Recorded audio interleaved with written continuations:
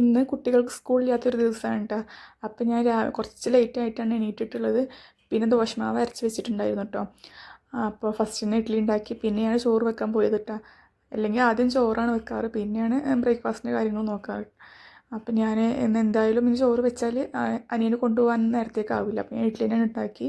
ഇന്ന് അത് തന്നെയാണ് കൊടുത്തയക്കാമല്ലോ എന്ന് വിചാരിച്ച്. പിന്നെ അവനും പറഞ്ഞ് ഇഡ്ഡലി മതിയെന്ന്. അപ്പം ഞാൻ അരിയൊക്കെ എടുക്കാൻ വേണ്ടിയിട്ട് ആ റൂമിലേക്ക് പോയി. അവിടെയാണ് അരി വെച്ചിട്ടുള്ളത് കേട്ടോ. അനിയത്താ കുളിക്കാൻ പോവുകയാണ്. അരിയൊക്കെ എടുത്തിട്ട് വരികയാണ്. പിന്നെ കുറച്ച് ചൂടുവെള്ളം ഒഴിച്ചിട്ട് കുറച്ച് നേരം വെക്കും. അപ്പോഴേക്കും എന്നിട്ടാണ് കഴുകുക കേട്ടോ. അപ്പോഴേക്കും ഇഡ്ഡലിയൊക്കെ റെഡി ആയിട്ടുണ്ട്. അപ്പോൾ ഓരോ തട്ടൊക്കെ പുറത്ത് എടുത്ത് വെക്കുകയാണ് ചൂടാറാൻ വേണ്ടിയിട്ട്. പിന്നെ ചമ്മന്തി ഉണ്ടാക്കാനുള്ള ഉള്ളിയൊക്കെ അരിഞ്ഞിട്ട് കഴുകിയിട്ട് ചട്ടിയിലേക്ക് ഇടുക കേട്ടോ. അപ്പോൾ അതൊക്കെ ഒന്ന് ഇളക്കി കൊടുത്തിട്ട് കുറച്ച് ഉപ്പിട്ടിട്ട് അതവിടെ വെച്ചിട്ടുണ്ട്. പിന്നെ ഇതാ അനിയൻ്റെ ചായ കൂടിയൊക്കെ കഴിഞ്ഞിട്ട് അവൻ പോകാൻ വേണ്ടി റെഡി ആയിട്ടുണ്ട്. പിന്നെയും കുറച്ച് ഇഡ്ഡലി ഉണ്ടാക്കാൻ വെച്ചു. പിന്നെ സാമ്പാറിനുള്ള പച്ചക്കറിയൊക്കെ അരിഞ്ഞ് വെച്ചിട്ടുണ്ടായിരുന്നു കേട്ടോ. പിന്നെ ഇതാ ചോറ് അവിടെ വെച്ചിട്ടുണ്ട്. മറ്റേ കുക്കറിൽ പരിപ്പ് വേവിക്കാൻ വെച്ചിട്ടുണ്ട്. പിന്നെ കുറച്ച് തുണികൾ ഉണക്കാണ്ടായിരുന്നു. അപ്പോൾ കുറച്ച് തുണികൾ ഉണങ്ങിയതുണ്ടായിരുന്നു. അതൊക്കെ എടുത്തിട്ട് തുണികളൊക്കെ ഉണക്കേണ്ട മെഷീനിൽ തിരുമ്പി കഴിഞ്ഞിട്ടുണ്ടായിരുന്നു. അപ്പോൾ വെയിലുണ്ടായിരുന്നു, പെട്ടെന്ന് ഉണക്കിയെടുത്തു എല്ലാതും. പിന്നെ ഇതാ ഞങ്ങൾ ചായ കുടിക്കായിരുന്നു. ഇഡ്ഡലിയും ചട്നിയും ചമ്മന്തിയായിരുന്നു കേട്ടോ. അപ്പോഴേക്കും അനിയൻ പോയിട്ടുണ്ടായിരുന്നു. അവൻക്ക് 8:45 പോകണം.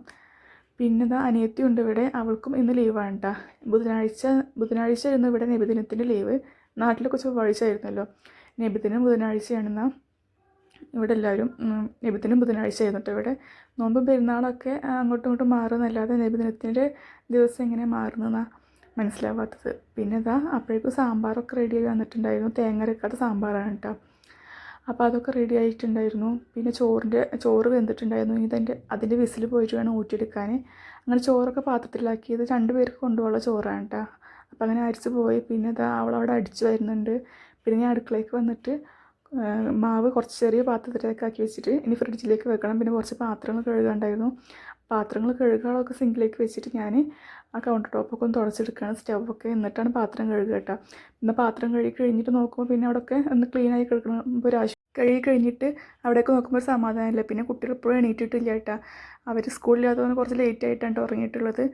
പിന്നെ ഇതാ പാത്രം കഴുകലൊക്കെ കഴിഞ്ഞു. അപ്പോൾ ഇന്നത്തെ വീഡിയോ ഇത്രേ ഉള്ളൂ.